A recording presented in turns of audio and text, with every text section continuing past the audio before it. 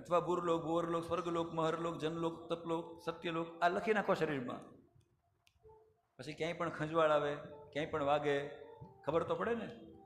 हाँ, पीठ में कंईक वाग्युं छे। पीठ ए भगवाननुं अधर्म भगवाननी पीठ छे। शुं छे? हृदय, भगवाननुं हृदय ए धर्म छे। चंद्रमा ए भगवाननुं मन छे। सूर्य ए भगवाननी आँखों छे। दरियो उदर छे। नदीओ ए भगवाननी रक्तवाहिनी नसो छे।